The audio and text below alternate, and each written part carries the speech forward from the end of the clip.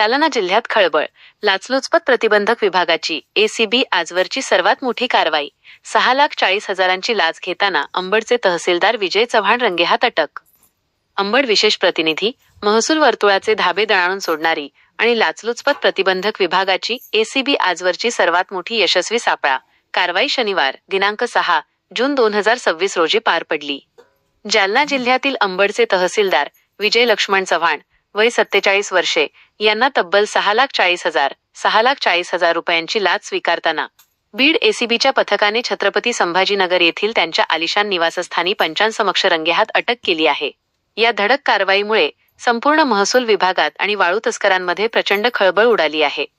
8 लाखांचा हप्ता आधीच घेतला, वाळू तस्कराकडून एकूण लाच मागणी अशी. या प्रकरणातील 36 वर्षीय तक्रारदार यांच्या अवैध वाळू उपसा करणाऱ्या पोकलेन मशीनवर कारवाई न करण्यासाठी तहसीलदार विजय चव्हाण यांनी प्रतिदिवसप्रमाणे 8 दिवसांचे तब्बल 12 लाख रुपये मागितले होते. त्यापैकी 8 लाख रुपये तक्रारदाराने चव्हाण याला आधीच दिले होते.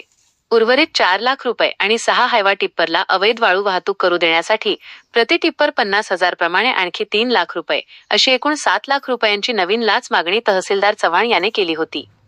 मात्र तक्रारदाराची लाच देण्याची इच्छा नसल्याने त्यांनी 26 मे 2026 रोजी थेट लाचलुचपत प्रतिबंधक विभाग एसीबी बीड येथे अधिकृत तक्रार नोंदवली. पंचांसमक्ष तडजोड आणि सापळा. एसीबीच्या पथकाने मे 26 रोजीच पंचांसमक्ष या लाच मागणीची पडताळणी केली.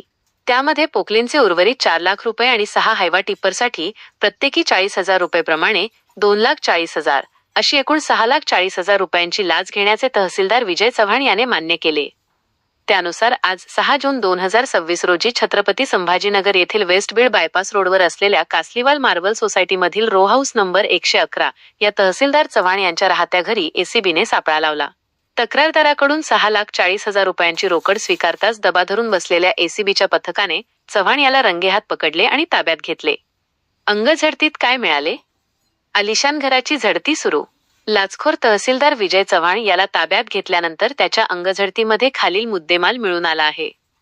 सॅमसंग कंपनीचा महागडा मोबाईल, ॲपल कंपनीचे महागडे घड्याळ, पिवळ्या धातूच्या सोन्याच्या 2 अंगठ्या, एक प्रिंटेड पेंडाल लॉकेट सोन्याचे, रोख रक्कम 6,370 रुपये. मोठी अपडेट.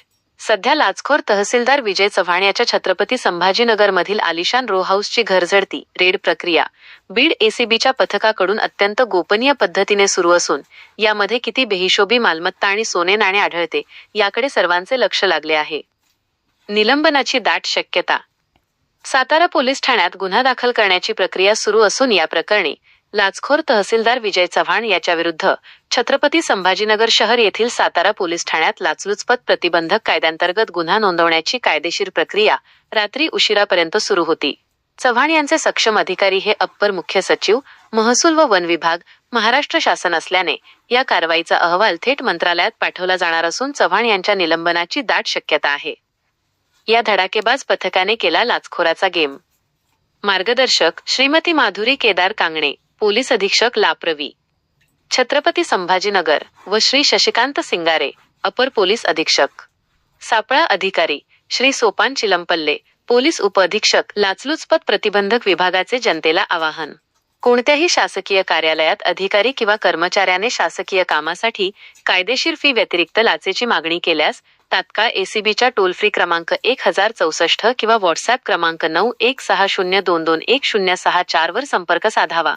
भ्रष्टाचारमुक्त महाराष्ट्र घडवण्यासाठी सहकार्य